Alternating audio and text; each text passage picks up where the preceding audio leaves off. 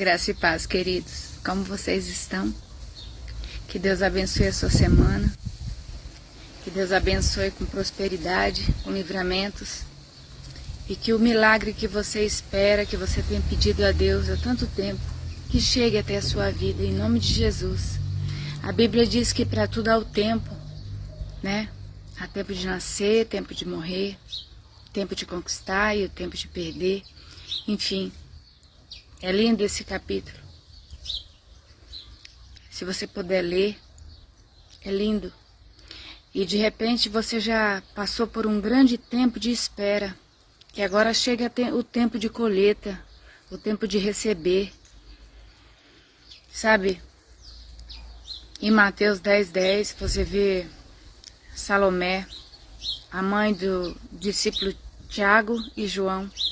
Ela chega até Jesus e pede encarecidamente a ele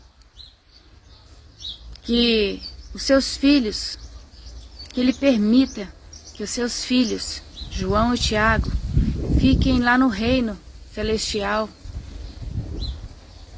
um de cada lado, um à sua direita e um à sua esquerda. Às vezes a gente sempre quer o melhor lugar, né? Um lugar de destaque, um lugar que às vezes a gente nem merece. E a gente precisa se acatar com isso, sabe? A gente precisa observar o que nós estamos pedindo a Deus. A resposta de Jesus foi uma resposta tão sincera. Ele disse que lá não terá nada disso.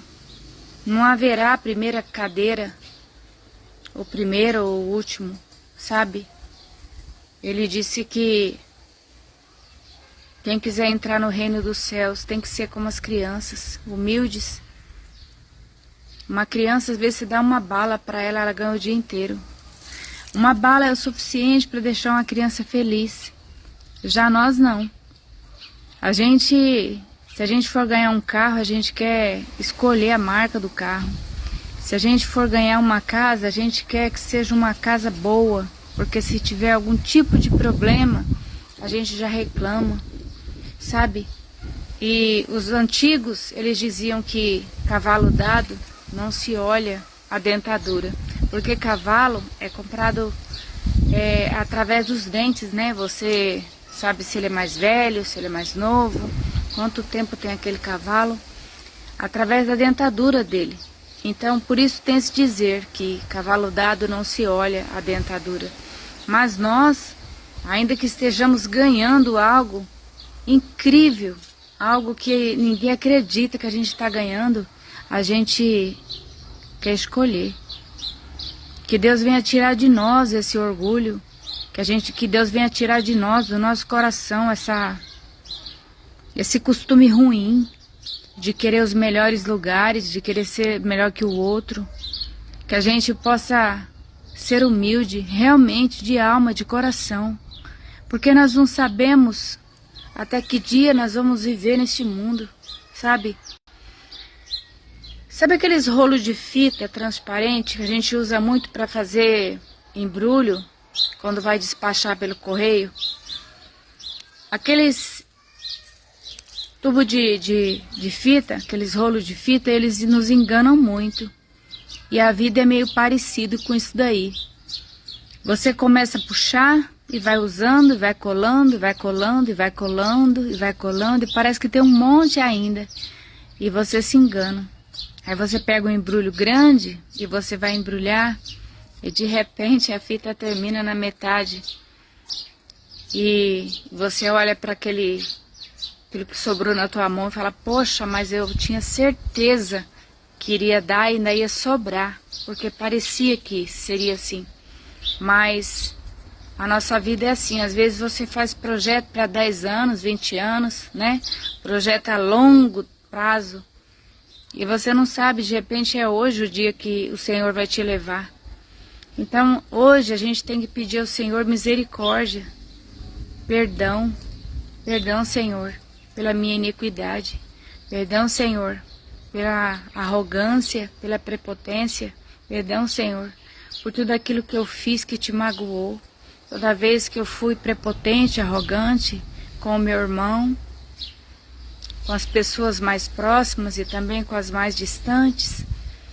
Toda vez que eu me senti melhor do que alguém, perdão, Senhor, perdoa as minhas iniquidades. Lá em Isaías 53, a Bíblia diz que o Senhor levou sobre si as nossas iniquidades, nossos pecados, as nossas enfermidades. Ele levou sobre si, por isso que ele suava sangue, é por isso que quando ele chorava, saía gotas de sangue.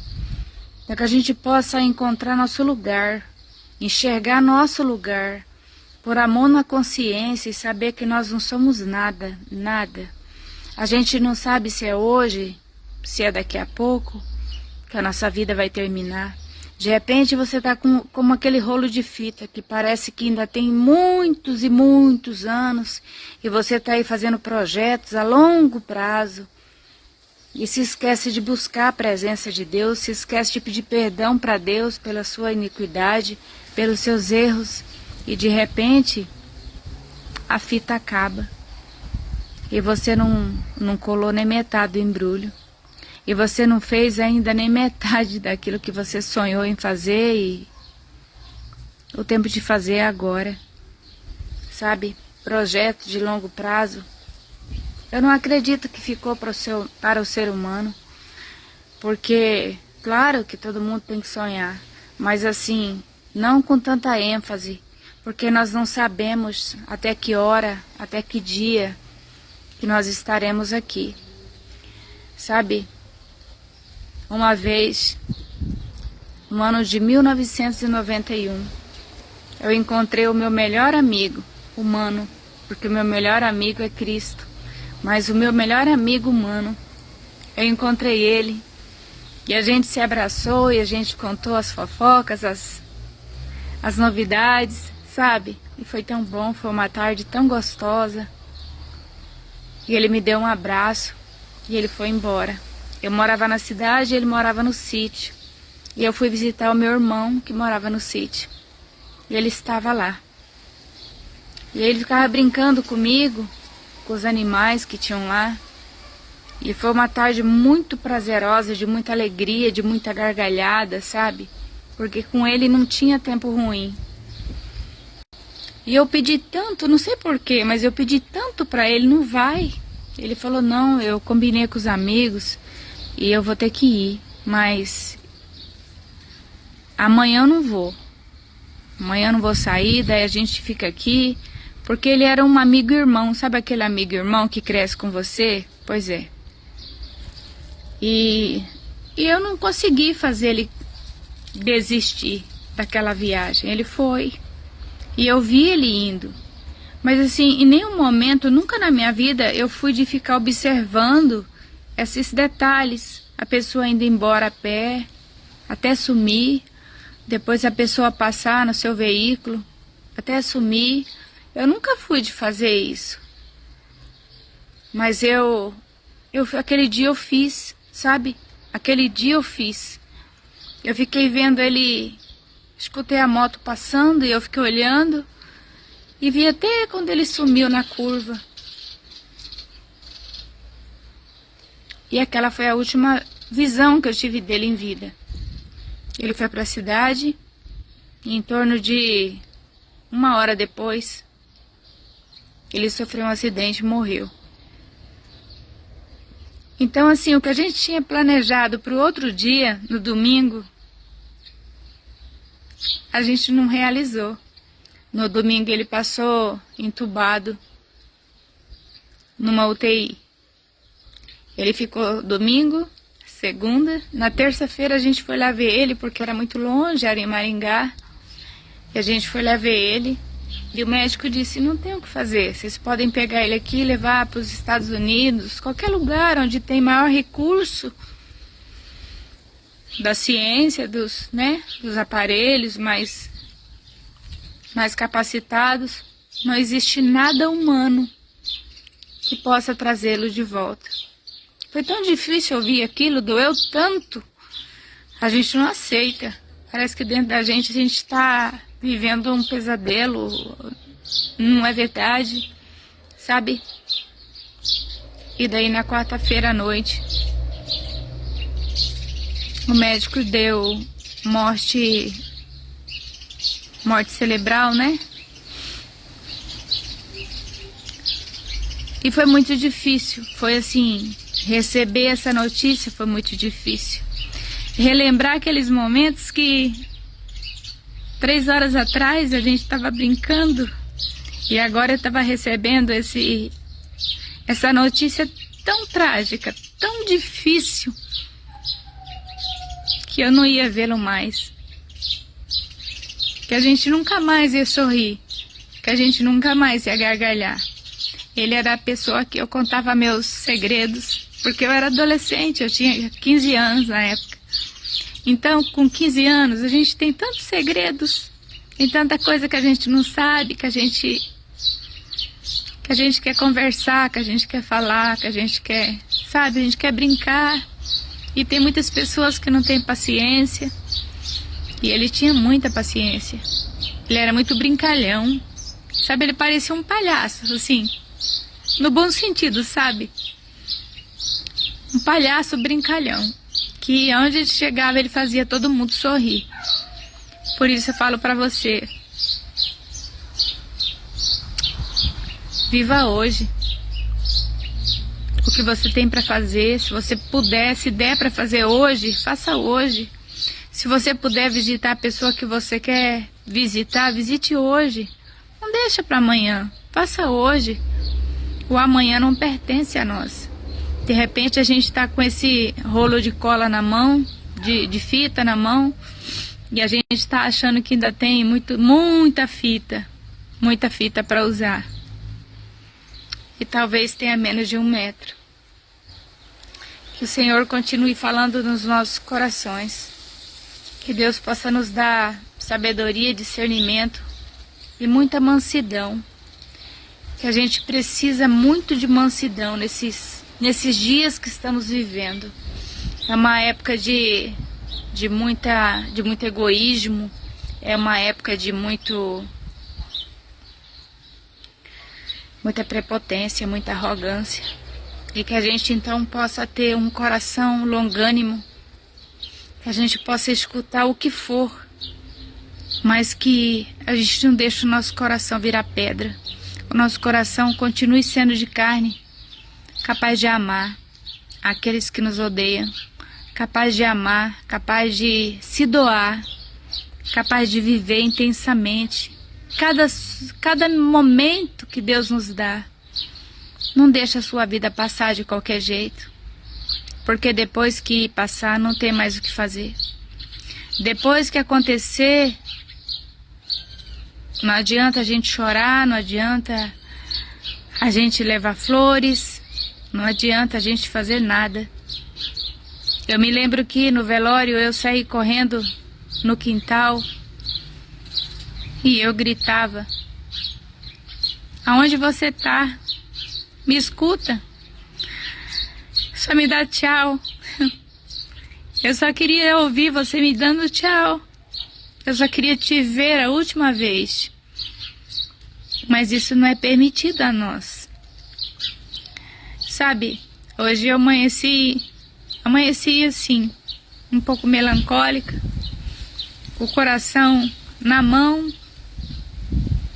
Hoje eu tô com muita dor.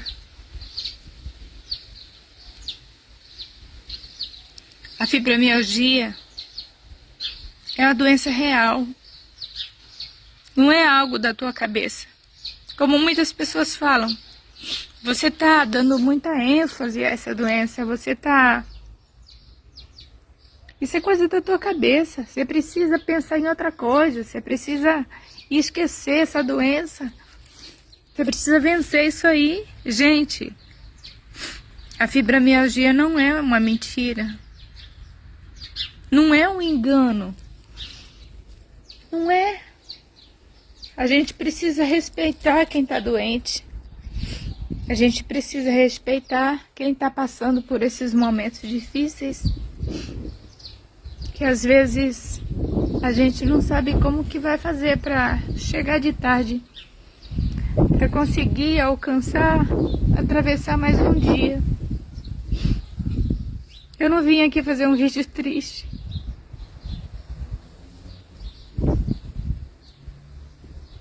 Eu amo vocês, viu? Amo vocês e é por amar vocês que eu peço, em nome de Jesus, estenda sua mão e diga: Senhor Jesus Cristo, eu te recebo como meu único e suficiente Salvador da minha alma. Me guarda, Pai, debaixo do teu manto sagrado, debaixo das tuas asas, porque lá eu estarei seguro.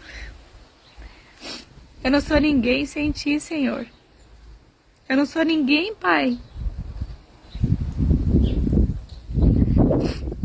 sem o teu favor, sem a tua ajuda. As dores são tão constantes, são tão interruptas, sabe? Quando dói o tempo inteiro, mesmo medicada. E assim, eu nunca pensei que eu fosse ficar doente. Eu nunca tive nada. Sempre trabalhei, sempre cuidei dos meus filhos. E agora eu tô com esse problema aqui, diante da ciência, diante da medicina, não existe cura. Eu sei que se Deus quiser, Ele me cura hoje. Mas Ele não é obrigado a fazer isso.